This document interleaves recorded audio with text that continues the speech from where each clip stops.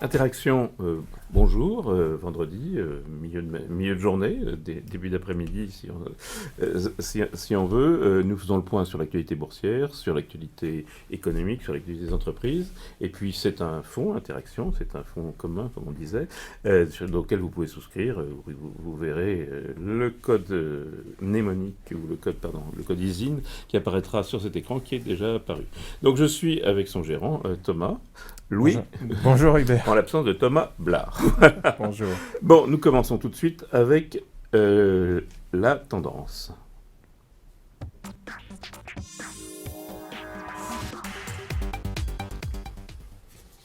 Alors tendance, on va regarder les grandes variations des valeurs du CAC 40. Tendance, il aime le 4005, ça fait maintenant 15 jours, 3 semaines qu'on le dit. Avant, il l'aimait pour buter dessus, maintenant il aime pour rebondir dessus. Hein. C'est ça, le CAC 40. Hein. Espérons qu'il s'agit toujours d'un appui, je le pense, puisque ce qui est en train visiblement d'apparaître, c'est que les résultats, plutôt conformes, voire supérieurs aux attentes, et aux États-Unis et en Europe et en France notamment, confortent ce niveau de 4005 au moment où nous parlons. Alors, on dit 60% des résultats, ou un peu plus, entre 50 et 66% des résultats sont meilleurs qu'attendus. Bon, il faut dire que les entreprises avaient été prudentes, hein, on l'a souvent dit ici. En revanche, quand ça déçoit vraiment. Hein. Alors, quand ça déçoit vraiment. Sur le graphique qu'on a à l'écran en ce moment, là, on voit que quand on a une correction, c'est des corrections très violentes. Si on regarde sur le CAC, la correction de Capgemini cette semaine, moins 8,13%, si mes yeux sont... moins 8,13%, ça s'appelle une baisse, une contribution négative au CAC. Le CAC n'a pas bougé cette semaine. De jeudi soir à jeudi soir, on fait moins 0,03. Et Capgemini, c'est un bon exemple, puisque c'est un bon exemple de gestion, puisque dans le même temps, Atos a résisté, et Alten, on verra, quand on regarde le portefeuille, a résisté. Donc, dans un même secteur, quand les choses deviennent trop chères, effectivement, la sanction est immédiate. On l'a dit, y compris dans nos choix de gestion, le stock picking on est vraiment dans une période de stock picking importante. Alors ça met du temps à se voir dans tous nos chiffres, mais on constate que ce stock picking aujourd'hui est vraiment validé. Par contre, les sanctions sont très dures. Je trouve que la sanction sur Cap, notamment, est largement exagérée de notre point de vue, et il sera peut-être d'ailleurs temps de se poser la question d'en acheter. On va se poser la question tout à l'heure. Alors, coupe à moitié pleine, coupe à moitié vide. Dans la coupe à moitié vide, on va dire la croissance quand même, un peu décevante en France, sans doute un peu décevante en Allemagne. Finalement, en Europe, il n'y a qu'un pays qui va bien. Non, à part l'Espagne. L'Espagne, ça se passe bien. Mais il n'y a qu'un pays qui va bien, c'est le Royaume-Uni, ou à peu près. Non. Oui, alors avec des évaluations entre guillemets compétitives, mais je laisserai de côté le problème anglais, qui va devenir leur problème pour le coup. Mais 0,2 en France, on a un acquis de 1,1, on va avoir du mal à faire 1,5. En Allemagne, ça fléchit aussi, ça fléchit un peu partout. Il y a encore un petit poil, comme dit M. Sapin, mais il n'y a plus grand-chose quand même. Oui, M. Sapin, il se satisfait de peu, je trouve. On a un problème qui est quand même un vrai sujet. Comment va-t-on réussir à équilibrer notre pays sans avoir une once de croissance supplémentaire, sans avoir surtout d'investissement. Moi, ma vraie crainte est là aujourd'hui. Elle est sur l'investissement. Dans le à moitié vide aussi, le pétrole, qui après avoir donné l'espoir d'être à 52-53, est plutôt à 50-51. Oui, alors là, pour moi, on est dans l'épaisseur du trait. Oui. Le pétrole... il va se balader entre 48 et 60 pendant un an ou deux, a priori, compte tenu de la géopolitique actuelle. Bon, voilà, c'est des prix qui arrangent tout le monde. Hein. Donc aujourd'hui, pour moi, c'est intéressant parce qu'on a un vrai support, y compris pour des valeurs pétrolières ou dans les services au pétrole ou d'ingénierie qui ont été massacrés pendant un temps. On en a bénéficié par exemple sur Technip. CGG, on l'a vu aussi, a fait c'est presque le paradoxe. Les compagnies ont diminué leurs investissements, mais finalement doivent être en train de revenir, puisque l'ensemble des opérateurs qui les soutiennent, les parapétroliers comme on les appelle, marchent mieux. Oui, bien sûr. Donc on verra dans les semaines à venir quelle position on prend sur ces titres-là. On n'est déjà pas trop mal positionné, je pense. Alors, dernier point, dans le verre à moitié vide, les banques européennes, donc la plus ancienne, le Montepaschi de Sienne, qui donne une facture de près de 5 milliards d'euros, c'est bien, c'est une vraie facture. Et c'est la Banque d'Angleterre qui demande à ses banques à elle d'exposer de donner leurs expositions sur la Deutsche Bank et sur l'allemande qui était sienne. Ouais. Donc ça met une ambiance un peu... Oui, mais ça, faut se rappeler que nos amis anglais, c'est les spécialistes. Oui. Quand vous voulez pas qu'on voit qu'il y a un problème chez vous, vous montrez tout de suite le problème chez les autres. Et nos amis british, de ce point de vue, ils sont imbattables. Alors dans l'autre sens, le dollar s'est plutôt bien tenu, donc l'euro a plutôt baissé, ça c'est plutôt quelque chose de favorable. Hein. Oui, on le voit sur nos valeurs exportatrices, elles en ont un petit peu bénéficié. On voit également, on le verra tout à l'heure, que dans les titres, on a vu les titres du CAC 40 tout à l'heure, vous avez des titres comme Kering et tout ça qui, dans le prolongement de ce qu'avait fait LVMH, et on en avait parlé, ont connu des hausses substantielles, favorisées par des zones de croissance qui sont avérées, et désormais qui bénéficieront aussi probablement de la hausse du dollar. Bon, et puis dernier point, il y a d'autres sujets. Des OPA gigantesques à Wall Street. AT&T Time Warner, la plus grande, mais Black Rockwell, BAE Rockwell Collins, je crois AT&T Reynolds. Ça n'arrête pas. Ça n'arrête pas. Ça n'arrête pas. D'abord, l'argent n'est pas cher. Ouais. D'abord, il y a également un petit peu de croissance dans ce pays. Et les optimisations en cours les conduisent à acheter, plutôt que de garder la trésorerie d'ailleurs dans les entreprises. Les entreprises américaines sont gavées de trésorerie. Elles l'emploient dans des process qui sont relutifs, du moins le pense-t-il. On ne saura qu'après. On le saura qu'après. Alors, on va regarder un premier graphe de macroéconomie qui vient de nos amis de Natixis, de Philippe Wechter, leur économiste vedette. Premièrement, le climat des affaires en France. Bon, en France, puisque l'INSEE a publié la croissance hier. Alors, on voit, c'est pas terrible, mais ça baisse pas. Mais ça a eu été pire. Oui, mais ça baisse pas, la tendance est installée et on revient, conformément à ce que vous disiez tout à l'heure, sur la croissance française, qui est une croissance molle et qui va le rester tant qu'on n'aura pas d'investissement et de perspectives. Les investisseurs investissent quand ils ont des perspectives et les indicateurs de climat des affaires s'amélioreront dès lors qu'on aura un petit peu plus de visibilité. Ça, c'est stable. La seule chose qui monte un tout petit peu, c'est la distribution parce qu'elle vient de très bas, en fait. Oui, exactement. C'est celle qui est en bas de... Exactement. Elle part de très bas. Elle avait été pas mal touchée. Et on l'a vu, d'ailleurs, sectoriellement. Nous, on en a profité au travers de nos choix de valeurs. Voilà. Alors, on va regarder aussi le taux d'inflation, qui est quand même ce que suivent les banques centrales, ce qu'a suivi la BCE. Alors là aussi, quand même, c'est un peu mieux, non ? Oui, enfin on est dans le signal faible, le courant faible. Oui, c'est un peu mieux. Aux États-Unis, c'est confirmé. Voilà, aux États-Unis, ils y sont arrivés à avoir un poil d'inflation. Voilà, ils y sont arrivés.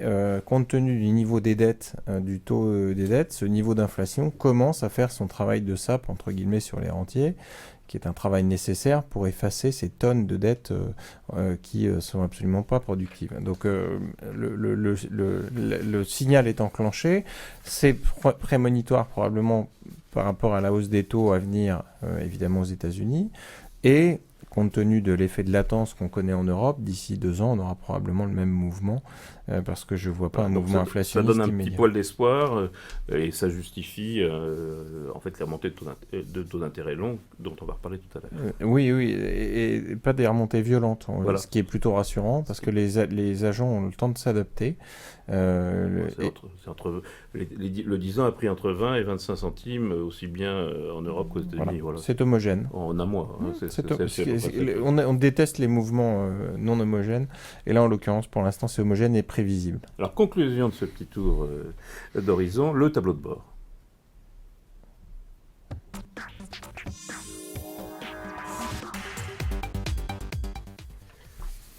Alors, Thomas, on recommence le tableau de bord par les indicateurs.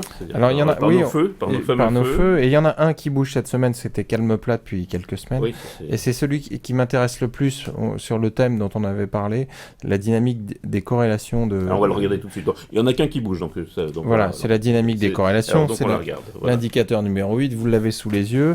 Alors, il baisse. Qu'est-ce que ça veut dire quand ça baisse ? Ça veut dire qu'il y a de plus en plus de corrélations des résultats des entreprises entre elles. Et comme on a plutôt des résultats favorables, c'est le fait d'avoir ces résultats favorables qui entraîne parce qu'on a connu le fait qu'il y ait plus de corrélations comme une mauvaise nouvelle. Voilà. Et maintenant, c'est une bonne nouvelle. Et alors, c'est une bonne nouvelle parce que c'est homogène et ça va dans le même sens. C'est-à-dire, quand bien même les résultats iraient à la baisse, on aurait une dynamique des corrélations qui pourrait aussi passer dans le vert, mais ça nous amènerait à des choix de gestion stratégiques pour le coup. Donc là, c'est plutôt positif, ça. Oui, voilà. C'est plutôt une bonne chose. C'est un feu qui passe au vert, donc c'est plutôt positif. Voilà, exactement. Il nous en reste 2 en orange, et celui du momentum macroéconomique me semble pouvoir bouger dans le bon sens, mais on l'a vu avec des lentement, comme on l'a vu sur exactement. Sur le microéconomique, on va le voir rapidement, donc celui-là, à mon avis, est le prochain à bouger. En revanche, le stress de liquidité restera, parce que quand vous avez une liquidité aussi abondante, c'est normal que les agents économiques qui ne sont pas habitués à cela soient en stress. C'est exactement ce qui se passe aujourd'hui. C'est celui qu'on attendra, donc on a une météo qui reste en mode 3. Exactement. Et nous passons à la gestion.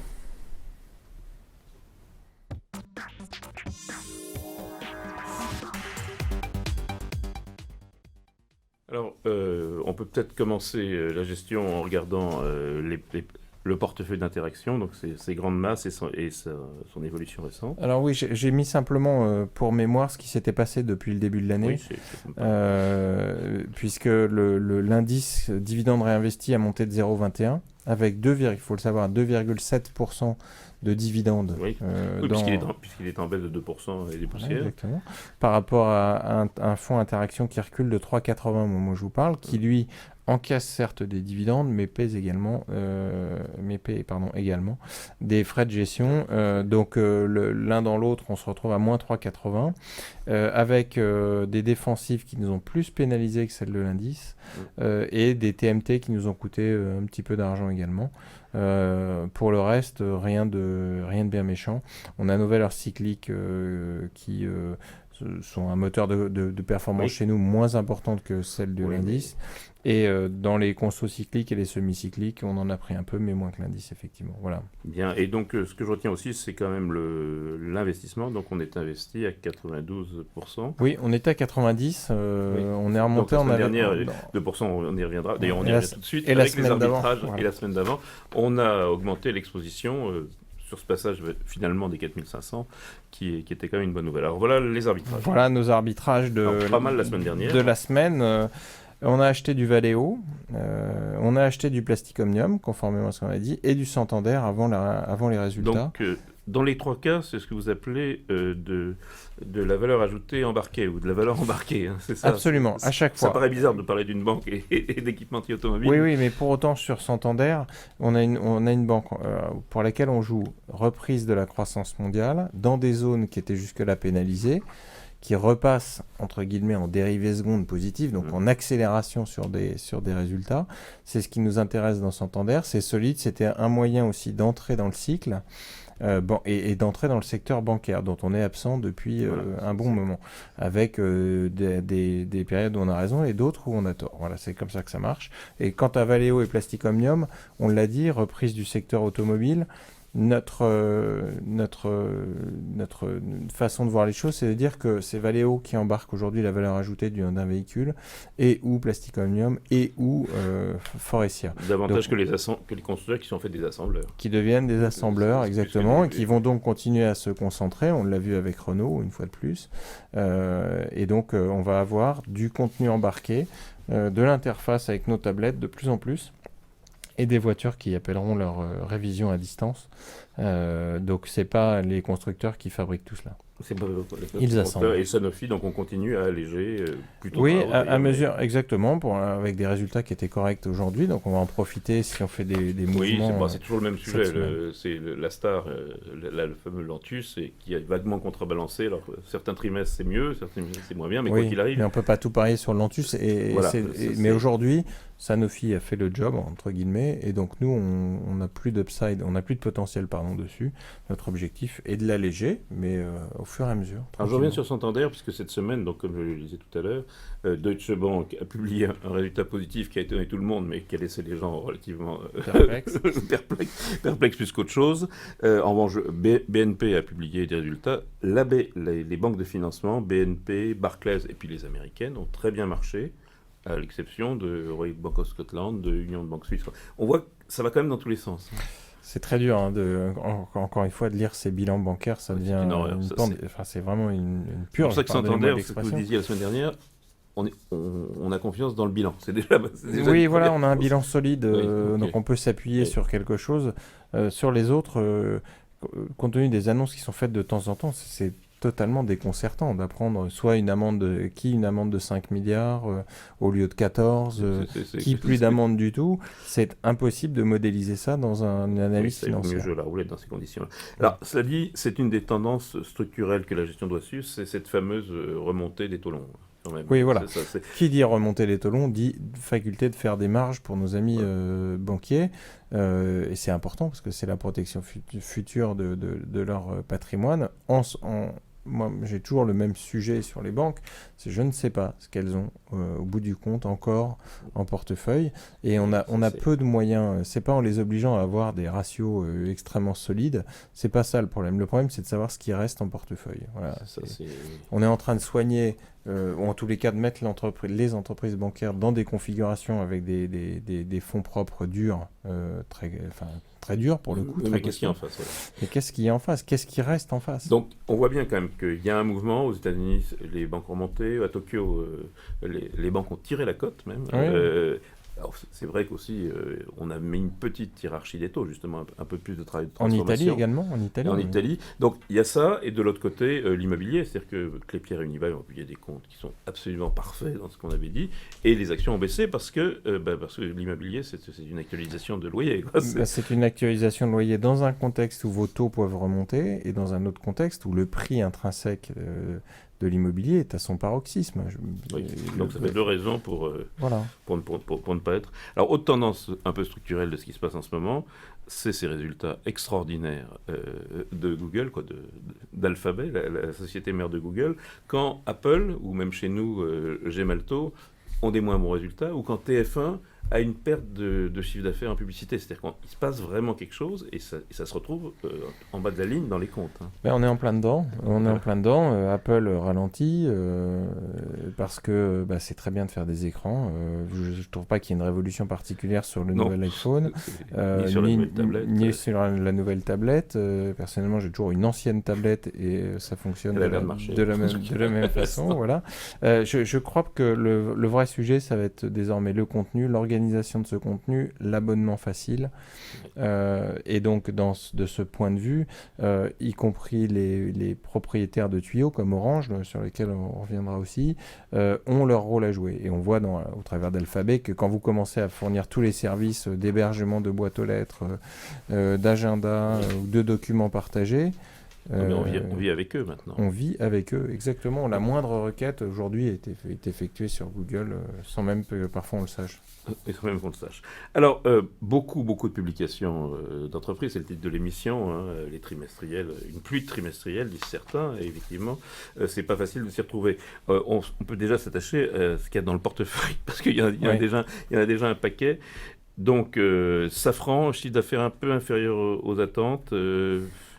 Oui, je pense qu'il ne faut pas s'attacher à ce chiffre ponctuel. C'est la tendance, moi, qui compte. Nous, on reste. Alors, on peut montrer le portefeuille, d'ailleurs, comme ça. Oui, absolument. Quand on en parlera. Voilà. Bon, on peut déjà regarder la performance de la semaine. Donc, vous retrouvez qu'on est en baisse de 0,27. Et dans ces baisses de 0,27, on va commencer par le bas. Voilà, je parlais de Technip tout à l'heure. Cette semaine a reculé de 4,96%. C'est une contribution à la baisse. En relevant cette semaine ces prévisions. Voilà. Donc, ça va plutôt bien. Oui, ça va bien. Je pense qu'il s'agit plus d'une prise de bénéfice. Et puis du plafonnement du prix du pétrole également, qui inquiète toujours un peu. Pour moi, c'est le signe. On est passé de 52,50, vous dites c'est l'épaisseur du trait, mais néanmoins, ça se retrouve dans les cours. Voilà, ça se retrouve dans les cours. Du Sodexo, qui est un petit peu corrigé aussi, Safran et Alten maltraités, Total en recul, toujours sur son mouvement pétrolier, et Sanofi. Donc deux gros poids de l'indice et quelque part deux gros poids aussi du fonds, parce que Sanofi plus Total, c'est que ça représente aujourd'hui 5-6% du portefeuille, c'est pas négligeable. Et alors, à l'autre bout de la chaîne, ce qui me rassure, entre guillemets, Orange, très belle Orange, très bien, très belle publication. C'est solide, je veux dire, par rapport à une valeur dont vous allez me parler bientôt, pour moi, j'ai un vrai problème de l'autre côté, chez SFR et tout ça. Chez SFR, j'ai un problème. Un vrai sujet. C'est chez Iliad. Voilà, donc le troisième, on regardera peut-être. On a Zodiac, qui a fait une très belle performance, c'est solide. Je rappelle qu'on avait acheté cela Voilà. C'est-à-dire qu'on l'a bien pris. Hein. On l'a pris au moment où les gens se demandaient. Voilà. Et je pense qu'on va avoir désormais de bonnes surprises. Une des inquiétudes d'Airbus, c'est qu'ils délivrent plus d'avions qu'ils n'en ont jamais délivré, et de savoir si les sous-traitants suivent. On l'a vu que dans la période précédente, Zodiac avait eu du mal. Maintenant, ils sont repartis dans la course. Voilà, Michelin, Allianz, Score, c'est très bien. On a un peu cette fameuse hiérarchie des taux qui se reconstitue un peu, et Score publie de mauvais résultats en sinistralité. Oui. Mais en revanche, le fait qu'il y ait un tout petit peu d'air dans ces fameux taux d'intérêt. Ce qui est très intéressant, c'est que ça vous donne un aperçu de la sensibilité de ces valeurs au taux d'intérêt, que ce soit Score, BNP ou d'autres, ou Allianz et tout ça. Et les 10 ou 15 centimes de hausse, vous imaginez ce que donnerait 1% de hausse, mais ces 10 ou 15 centimes de hausse qui interviennent, j'allais dire, de façon mensuelle ou trimestrielle, si on le reporte sur le bilan ou sur le compte de résultat plutôt d'ailleurs de nos banques, leur PNB, on va se retrouver avec une bonne surprise. Ça va prendre du temps, mais c'est pas exclu qu'il faille avoir un fonds de financière pour profiter de cette reprise lente des taux d'intérêt. Il faut en avoir. Voilà, c'était la raison pour laquelle... Il faudra en avoir. On a mis un pied. D'abord, on a du Score et d'Allianz, comme déjà dit, et on a mis un pied dedans la semaine dernière avec. Il va falloir aller avec Santander. D'abord sur des banques qui ont des activités de crédit de consommation, d'immobilier certes, mais on va d'abord aller sur celles-ci qui ont des implantations locales plutôt que d'aller sur des grands joueurs c'est-à-dire que sur les marchés qui servent à rien. Oui, c'est ça, les grands joueurs sur les marchés. Le problème, c'est que souvent, d'ailleurs on le voit bien, si on dit on a gagné beaucoup d'argent et que UBS dit j'en ai perdu beaucoup, c'est qu'il y en a un qui a gagné et l'autre qui a perdu. Donc choisir le bon n'est pas forcément évident. Dans ce portefeuille, ce qu'on peut aussi remarquer, c'est que nous avons toujours de la trésorerie, donc qui augmente un peu le cash réel. Donc on est à peu près à 90% d'investissement. 92. Normalement. Parce que là, on a du... Donc on a... c'est de l'indice. Il reste du cash plein. On a de l'indice, donc ça... Voilà. Autrement, donc Vinci, c'est un peu moins bien, mais c'est pas dramatique. Et Vinci, cette valeur c'est une valeur d'abonnement. Voilà. Tant que les taux baissent, ça va. Alors Vinci, on va être taraudé entre guillemets entre l'augmentation de la fréquentation des routes, des autoroutes notamment, et la baisse et la hausse des taux d'intérêt. Voilà. Si on a une hausse des taux d'intérêt, ça pénalisera un petit peu Vinci. Et on peut avoir une hausse des taux d'intérêt sans avoir forte reprise de l'activité de construction. Voilà.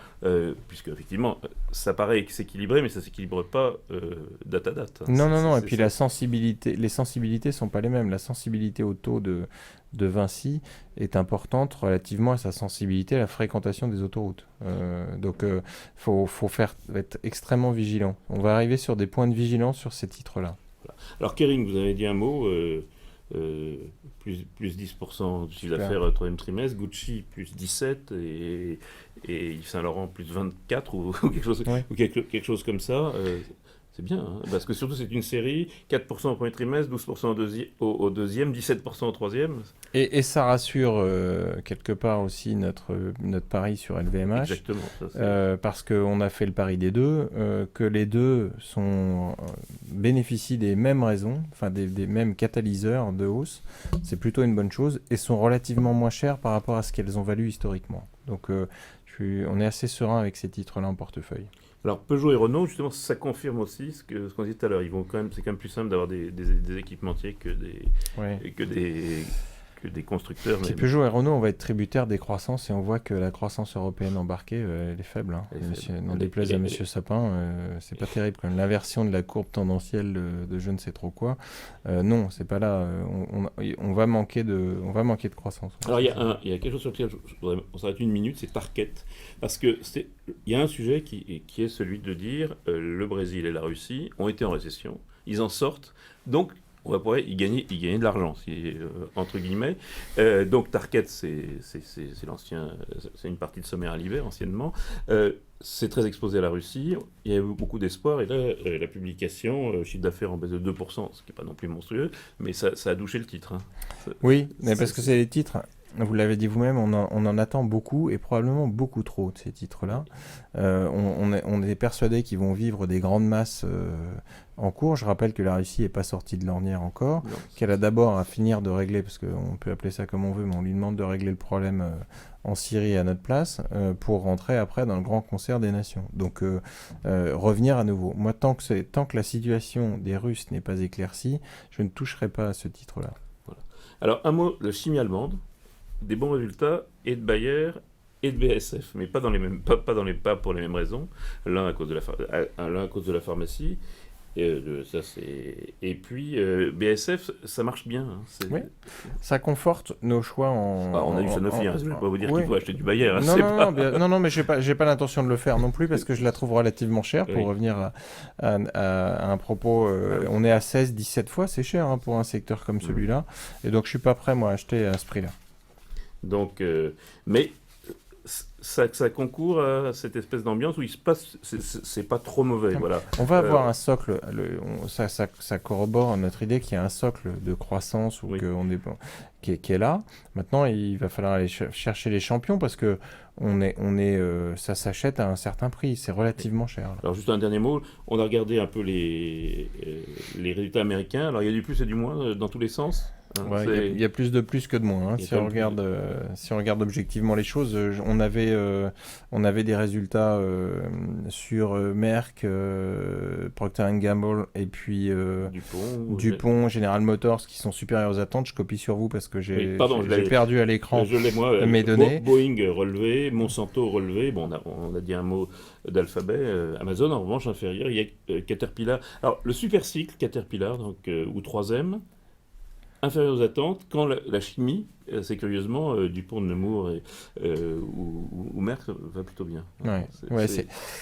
ça prouve qu'on arrive dans un marché d'analystes. On est pour moi dans un marché de stock picking, on l'a dit suffisamment, et donc d'analystes purs. Mais comme on n'achète pas de valeurs américaines dans notre fonds. Oui, alors, du côté des analystes, justement, juste un mot, Essilor. Il y a des doutes sur Essilor. J'ai vu ça, je suis pas d'accord avec... C'est une star, c'est une star mondiale, tout ce qu'on veut. Ça fait 10 fois qu'on a des doutes sur Essilor et 10 fois que le marché, ou en tous les cas les chiffres, nous démentent à chaque fois. Donc, je suis, moi, pas persuadé qu'il faille sortir d'Essilor. On en a aujourd'hui en portefeuille, ça me va très bien. Bien. Alors, les valeurs. Vous savez que je trouve qu'Orange est moins bien qu'Iliade. Donc, focus sur Orange, après ces bons résultats quand même, et puis publié pour le troisième trimestre, relever les objectifs 2016, etc. Mais on a un graphique sur Orange que j'ai... Voilà. Alors, en fait, ce que je vous invite à regarder... Qui vient d'AlphaValue. Qui vient d'AlphaValue comme souvent, qui est une entreprise que j'aime bien pour ses analyses notamment. Ce que je vous demande de regarder, c'est la tendance entre la courbe grise et la courbe rose. Le rose, c'est Orange. Depuis janvier 2013, depuis janvier 2010, pardonnez-moi, et vous voyez que au-dessus, vous avez le stock 600 hors dividende. Je trouve que ce retard qui a été largement rattrapé depuis fin 2013. Ce retard fin 2013, on est parallèle, qui existe encore, est injustifié dans le contexte actuel. Voilà. On a beaucoup de visibilité avec des cash flows certains, comme le disent mes amis analystes. On a une valeur qui est défensive et qui se comporte comme une obligation, et c'est une des rares obligations à avoir 4,5% de rendement dans le contexte actuel. Donc, comme fonds de portefeuille, j'aime bien. 2, comme free cash flow, j'aime bien. Et 3, on va utiliser de plus en plus les tuyaux d'Orange, qui accessoirement techniquement aujourd'hui, avec ceux de Free, paraissent être les plus costauds. Donc moi, je suis ravi de ce titre. Très bien, ravi de ce titre. Vous nous avez apporté quelque chose qui rentre dans une étude sur une valeur qui rentre dans ce fameux contexte de légère tension, des légers relèvements des taux. C'est une bancaire, c'est le Crédit Agricole. Alors, le Crédit Agricole, c'est particulier puisque c'est à la fois une banque, c'est à la fois des coopératives. Et puis, il y a un travail de réorganisation qui est mené. Voilà, ce travail de réorganisation devrait payer à partir de l'année prochaine. Ça devrait se voir dans les comptes. On est encore dans le nettoyage des comptes. En revanche, ce que je vous invite à regarder sur le graphique sur le Crédit Agricole, là aussi, c'est la courbe. On voit bien cette reprise assez violente de ces 2 derniers mois, ces 3 derniers mois d'ailleurs, qui marquent la reprise de tout le secteur financier. Pour moi, ce n'est pas une reprise. C'est pour l'instant un réajustement. C'est un petit rattrapage. On n'est pas encore dans le fondamental. Les fondamentaux ne sont pas encore totalement là. Nos amis d'Alpha Value lui donnent un potentiel de baisse, donc c'est pas glamour comme histoire. Et je serais moi partisan de rester à côté. En revanche, si on en a une sur laquelle il faudrait qu'on rentre, ce sera probablement celle-ci à un moment donné. C'est celle-ci. Ouais.